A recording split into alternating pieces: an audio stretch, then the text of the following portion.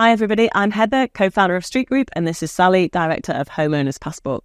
So for those of you that aren't familiar with what you guys do, would you mind giving us a brief introduction? Yeah, absolutely. I'm really great to be here today. So thanks for the invite, Heather. My background is as a conveyancing solicitor. For the last 6 years or so, we've been running a product called the Homeowners Passport, which has been supporting solicitors really with regards to upfront information, but also estate agents with the new material information rules as well. Excellent. Okay, and I know we did a recent webinar, you did that with Stella, didn't you, all about material information. I think it's fair to say material information poses a lot of opportunities for agents, but also raises a lot of questions and concerns. So if it's all right with you, can I dive in and ask you a few questions? Fire away. Brilliant. Okay, first one. What council tax/rates information is required when marketing new builds? Yes. So, the starting point to say here, I think, is the devil is in the detail with material information, isn't it? And it's all anchored in rules which we've had really for the last 15 years or so in the Consumer Protection Regulations 2008. That's my lawyeriness coming out there.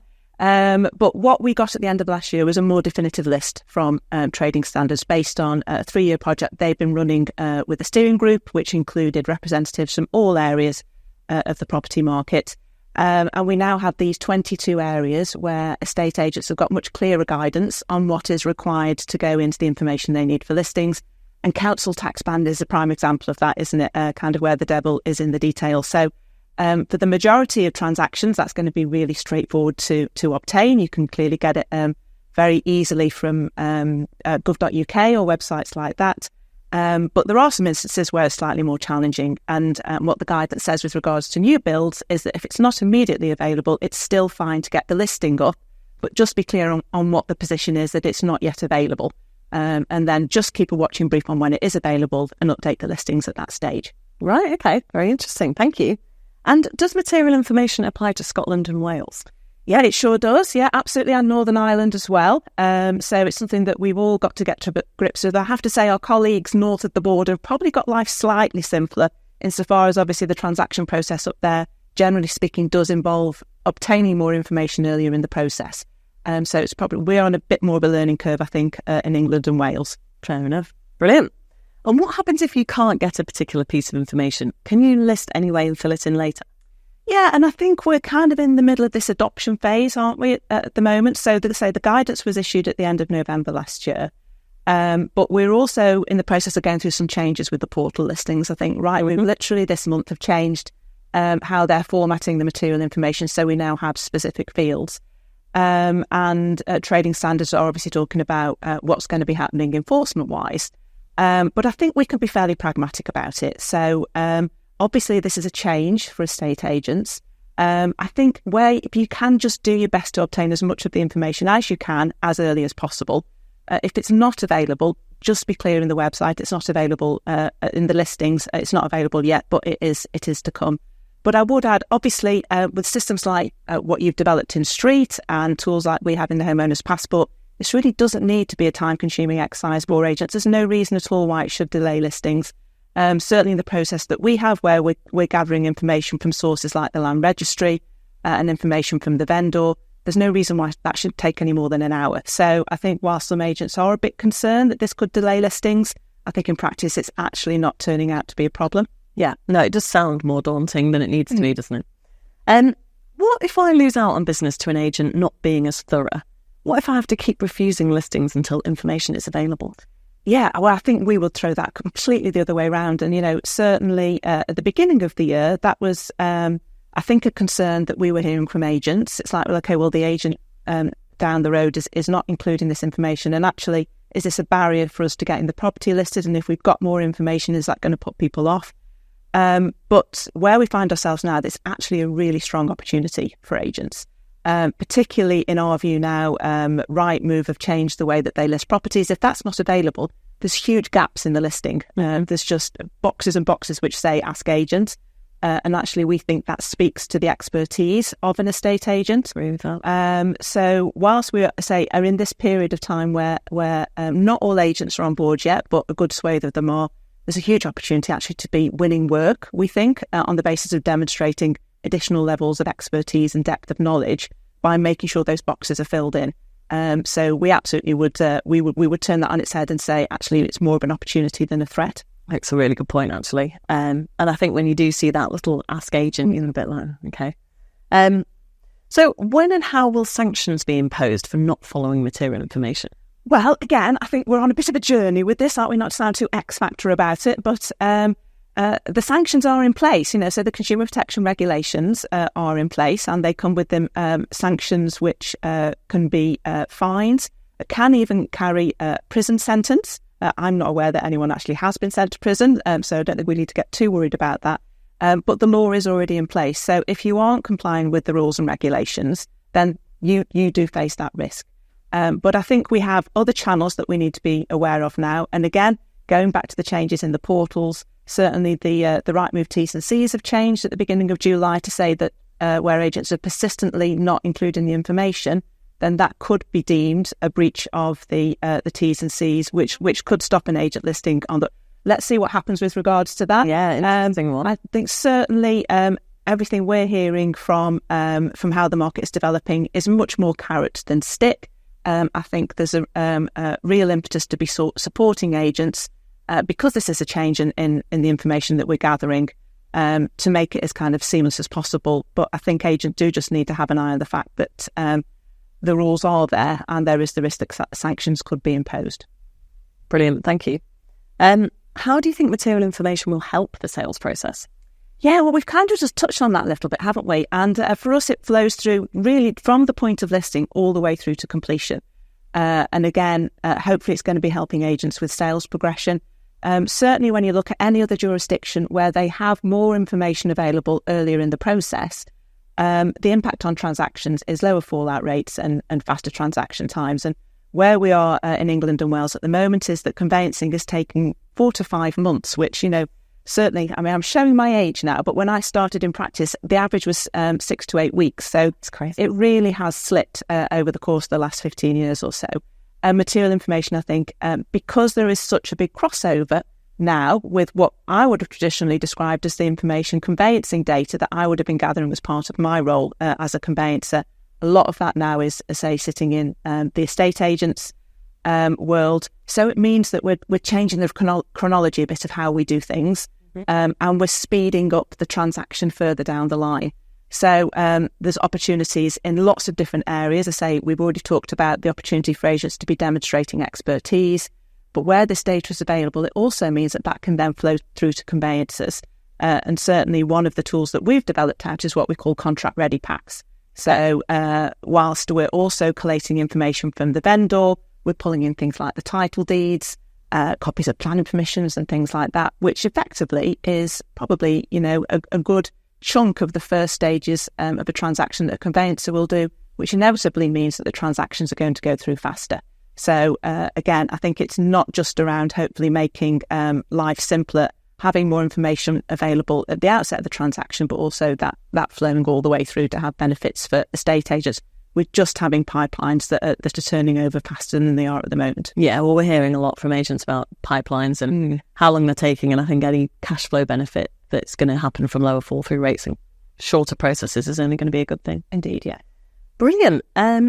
Do you foresee any change in legislation from the new Labour government on the back of the recent election result? Oh, well, this is kind of hot off the press, isn't it? So, I think what we would say is expect more of the same. If you look at the Labour manifesto, there wasn't a huge amount really in there which was touching on this particular area. Obviously, they've got big commitments with regards to building new houses. They've already changed the name of the department from levelling up back to housing and community. Yeah. So I think we can take, a steer from that where the focus is going to lie. But of course, we have had legislation which managed to sneak in just before the election happened around the digital competition and consumers markets, which effectively will be dragging and dropping the existing CPRs into the new legislation, which is looking like there's going to be powers for the Competitions and Market Authority to get involved with enforcement as well. So whilst there's nothing definitive that's come out, certainly in the last few days, I think the direction of travel is probably pretty clear that this is not going to go away, and I think probably we can expect it to be fairly high up the agenda so far as the new Labour government is concerned. Excellent. Thank you. And the regulation isn't just about collating the information, but also verifying its accuracy. What can agents do to ensure the information they present is correct? Yeah, it's kind of a tricky one, isn't it? And again, I think this is a bit of a work in progress. Absolutely. The new guidance is really clear that estate agents now have an obligation to obtain the information and to verify it. And that can be slightly problematic. Again, I think we would advise taking a pragmatic approach. It's also worthwhile saying as well, whilst we have the 22 new areas which are pretty clear that agents need to be complying with, that's not it. So the guidance does say if there's anything else that you think might be relevant, then you need to include that as well. So agents do just need to be mindful of not just having this as a tick box exercise, but having a look at it in the whole and thinking, okay, well, what do we need to do here? And the way that we support agents with this is effectively through a triage. And again, I think, the way that the portals are listing it is very similar. There's kind of a yes-no answer to questions like, are there any restrictions affecting the property? Mm-hmm. If it's a no, that's kind of fine. If it's a yes, it's worthwhile taking a deeper dive and saying, okay, well, what are those restrictions? Is it a restricted covenant that's in the title deeds? And it may be at that stage, it's worthwhile having conversations with surveyors and or conveyancers. And again, the guidance is clear that in some situations, that might be worth doing earlier on in the process. If you have a cladding issue potentially on a high-rise property, clearly makes sense to try and get to the bottom of where that's up to sooner rather than later. Mm-hmm. So again, I think what we would advise agents is make sure you're reviewing the documentation, and where there's areas where you think it might be helpful to get more information, then potentially look at instructing a conveyancer early in the process. Interesting. Okay, brilliant. I think those are all of my questions. Oh. Yeah. So just summary, I suppose, or your key takeaways. How are the best agents currently using material information to their advantage? Yeah, exactly. And I think it's around not just seeing this as a new compliance burden that we've got to kind of get through, but actually taking that wider perspective and saying, okay, well, what are the motivations that sit behind the new rules, which absolutely are around improving the process so far as home movers are concerned. But also they do have the benefit of actually improving things for agents and conveyancers as well. So I think taking that wider holistic look and taking a step back and exploring how that can be really supporting the agent's business to be winning more instructions and then also supporting the transactions once a buyer is found. Excellent. Thank you very much. Final one, actually. Could you share your top 3 tips on how agents should be using material information effectively?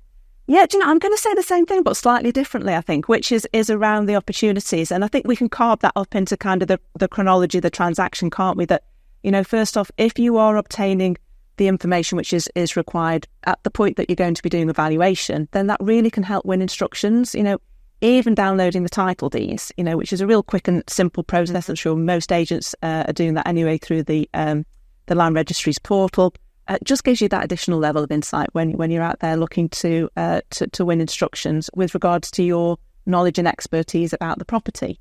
Thereafter, once you've won those instructions, again, we really do think that it will make your agency stand out if you are the agent which doesn't have the Ask Agent boxes appearing in the listings, again, with regards to attracting buyers.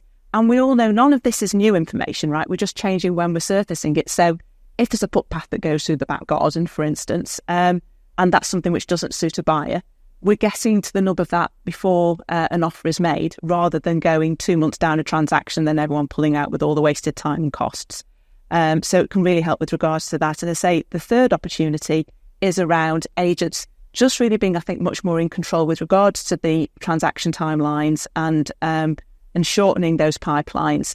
And we would advise, absolutely, if you haven't done so already, have a conversation with your local solicitor and surveyor to see what they're doing. There's many lawyers that we're talking to who are now actively providing tools and services to be supporting estate agents where there might be a tricky issue that crops up earlier in the process, and providing, support services for vendors such as title fixes. If there's a short lease, for instance, then let's get that sorted before a buyer comes along so it's not going to cause a problem further down the line.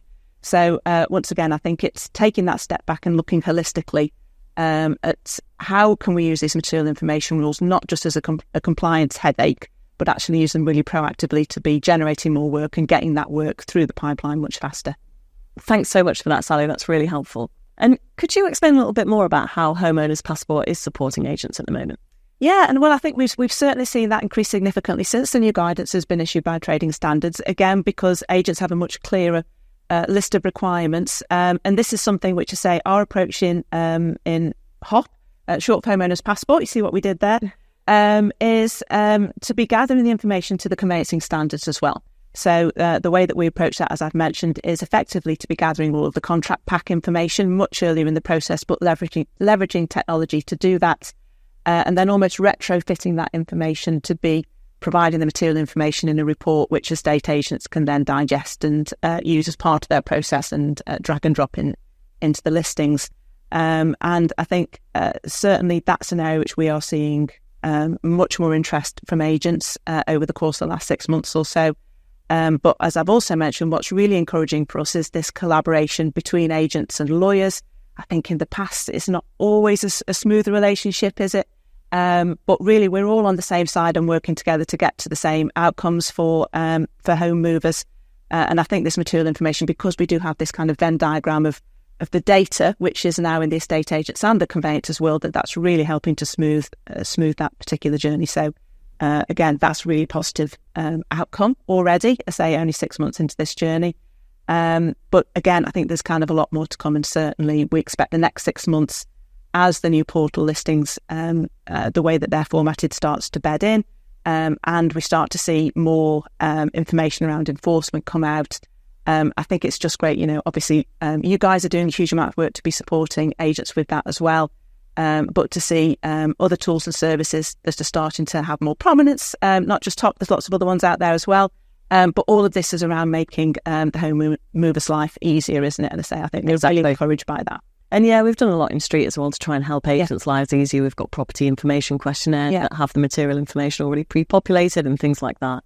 And I think we only hear really great things about Homeowners Passport as well. So for any agents listening, we'll make sure we link it so people can check you out and speak to you directly about how you're helping. That's great, clearly. Yeah, always happy to have a chat. Yeah, amazing. Brilliant. Well, thank you so much for your time today, Sally. I don't think there's anybody in the industry that knows more about this than you. So thank you for sharing your insights. And if you do want to understand more about Homeowners Passport or how Street works with the property information questionnaires and how it all links to material information, then please do get in touch. Thanks.